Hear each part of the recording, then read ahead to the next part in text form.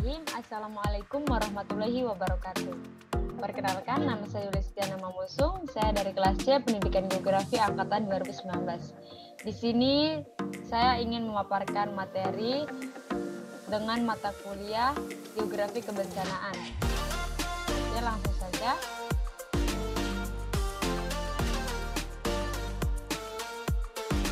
Oke, di sini saya ada tugas resum itu ada 5 bab, dan bab pertama yaitu bab 3 mengenai geologi, gempa, dan seismologi.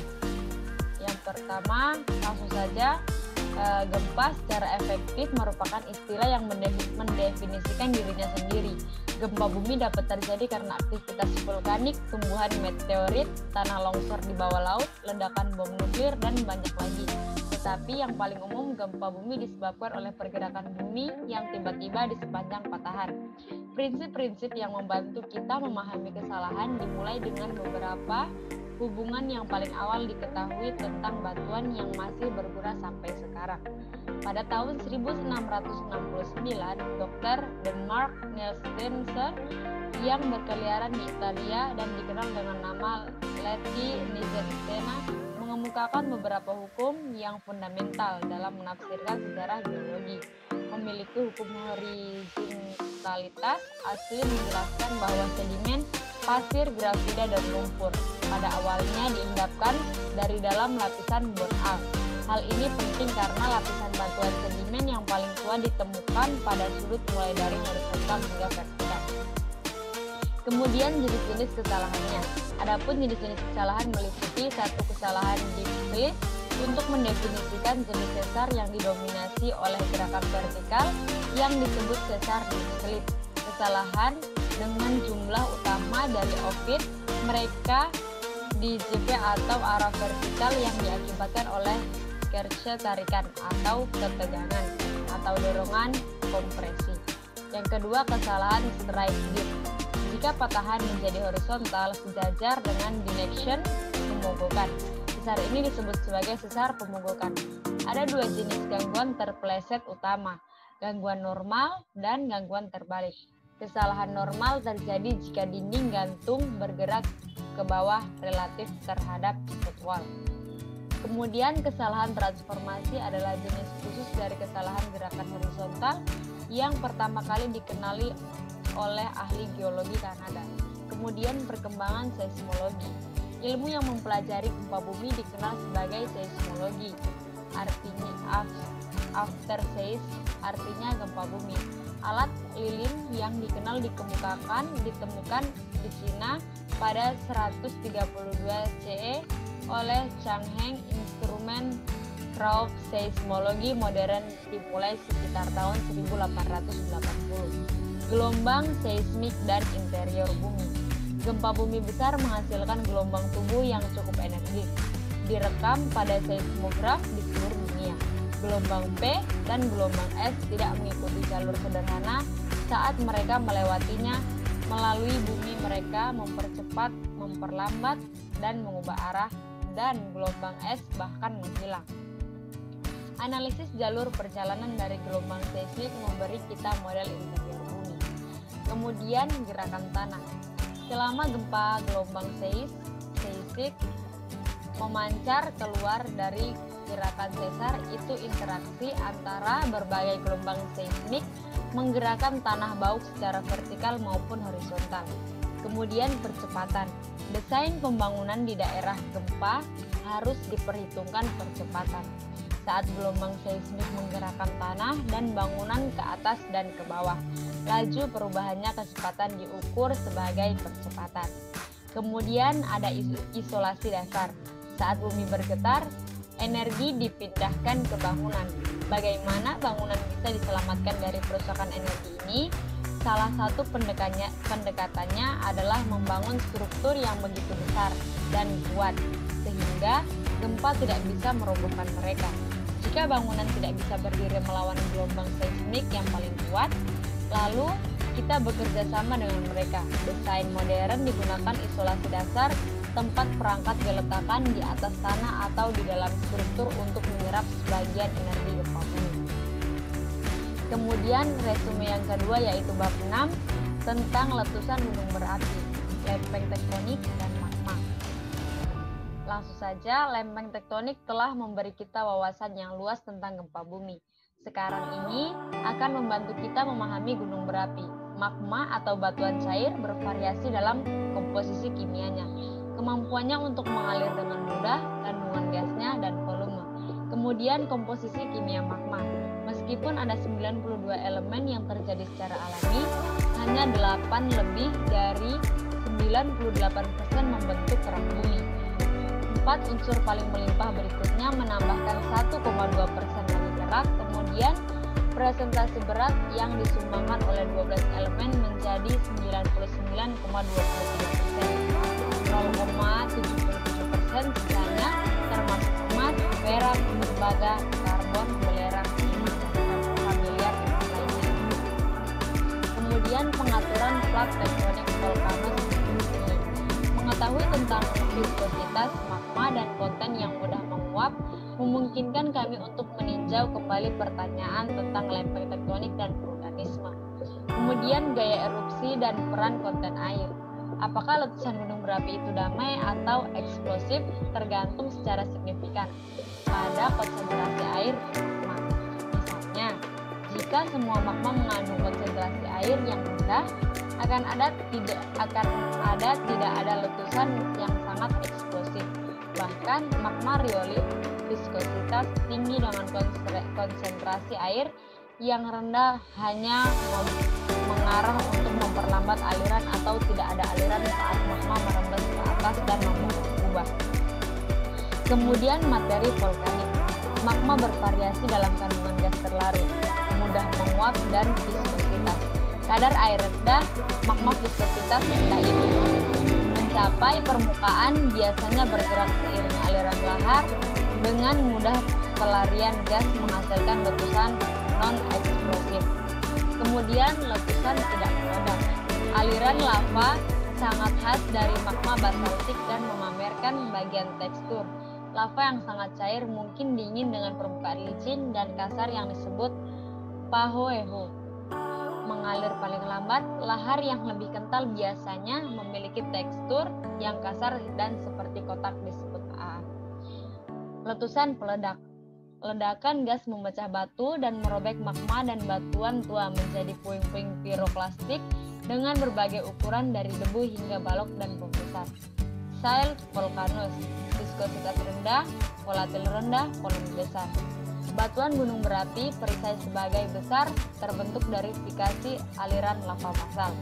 Aliran lava ini rendah viskositas, mengandung kurang dari 1% berat volatil dan sedang begitu cair hingga mereka melakukan perjalanan jauh. Agak mirip dengan menuangkan adonan pancake di atas wajan. Kemudian resume selanjutnya yaitu bab 8 mengenai gelombang tsunami versus angin. Gelombang dalam air. Tsunami bisa menjadi gelombang yang paling dahsyat dari semua gelombang. Tapi asal dan perilaku mereka berbeda dari ombak yang biasa kita lihat di pantai atau di tepi danau. Familiar gelombang disebabkan oleh angin yang bertiup di atas permukaan air. Pengalaman kami dengan gelombang yang disebabkan angin ini menyesatkan kami dan dalam memahami tsunami. Mari kita pahami dulu setiap hari gelombang yang disebabkan angin, lalu membandingkannya dengan tsunami. Gelombang Rogu. Lautan adalah kumpulan air yang sangat luas yang berbeda. Badai cenderung beroperasi di berbagai daerah. Setiap badai menciptakan gelombangnya sendiri, seperti gelombang dari yang berbeda badai bertabrakan. Mereka saling mengganggu dan biasanya menghasilkan gelombang besar yang merupakan hasil dari pembangunan dan gangguan destruktif dari beberapa gelombang laut. Namun, sesekali beragam gelombang menjadi tersinkronisasi secara singkat dengan energinya bersatu untuk membentuk gelombang tinggi yang spektakuler yang disebut penakal gelombang.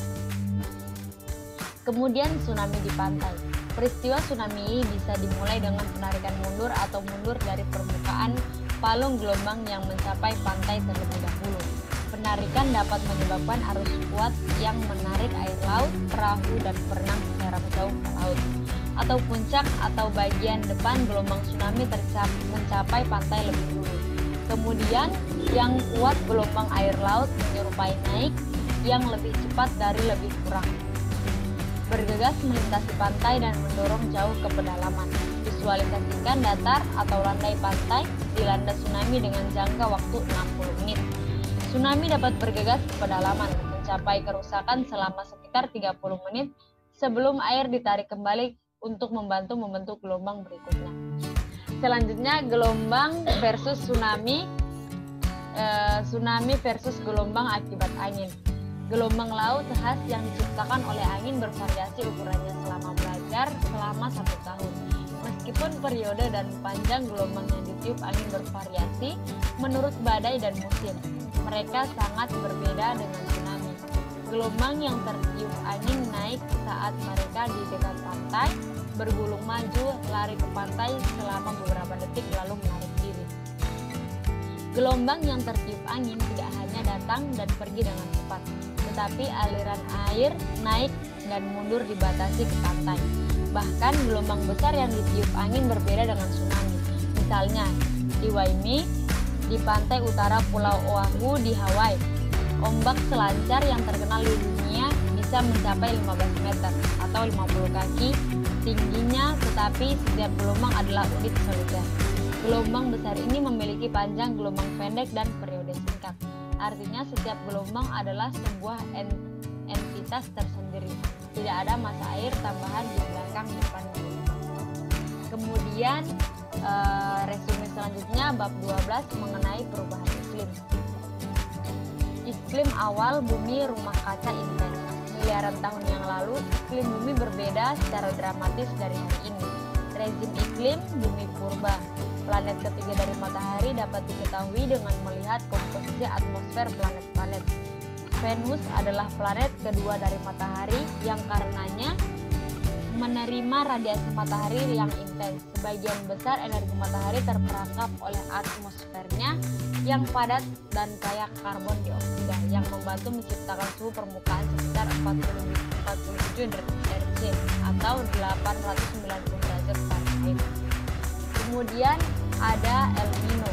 Kapasitas panas yang tinggi dari air memberikannya kemampuan untuk menyerap dan menyimpan panas dalam jumlah yang sangat besar pada saat pemanasan dan untuk melepaskan panas dalam jumlah yang banyak pada saat dinginnya.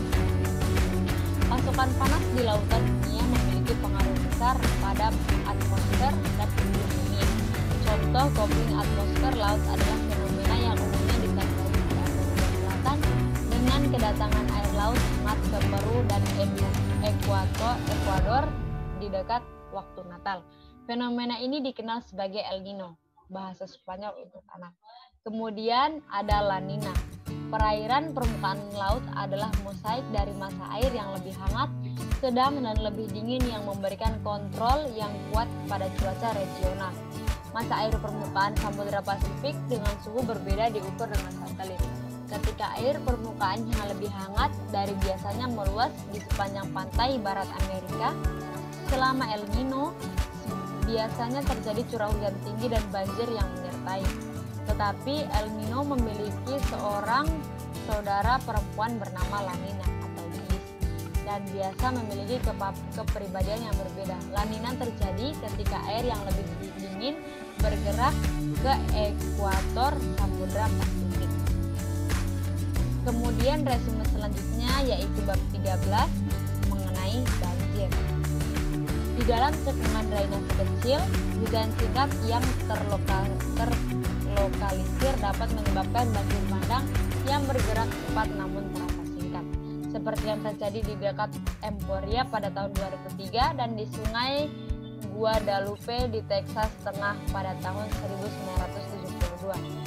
Di dalam cekungan drainase besar seperti sungai Mississippi, banjir maksimum diakibatkan oleh curah hujan yang meluas secara berlangsung selama berminggu-minggu, menghasilkan air tinggi yang juga berlangsung selama berminggu-minggu.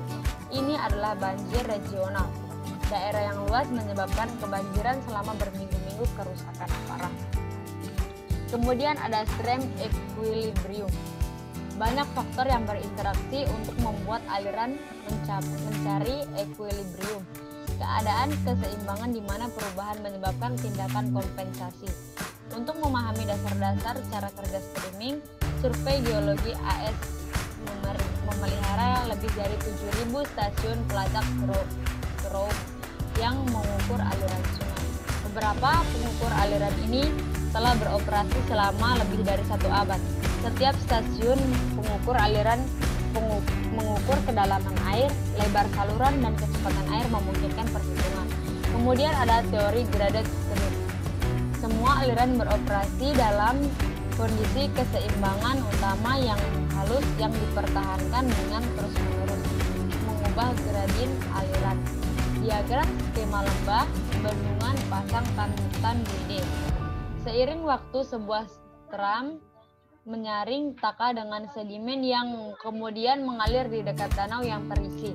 Cacat menuruni permukaan tanggul dengan kecepatan tinggi menyebabkan erosi dan pengangkutan bendungan dan sedimen danau. Setiap perubahan dalam sistem memicu perubahan kompensasi yang bekerja untuk keseimbangan yang diinginkan. Sungai tipikal memiliki terlalu banyak dan sedikit perubahan dalam kortika hulu. Tipisnya mempertahankan pola saluran yang dikepang di sana. Kemudian dampak banjir. Dataran banjir adalah aliran sungai selama pendek. Aliran membangun dataran banjir dengan erosi dan deposisi. Upstream berhak atas dataran banjir mereka kapanpun mereka mau. Manusia yang memutuskan untuk terbang di dataran banjir ure pejudi.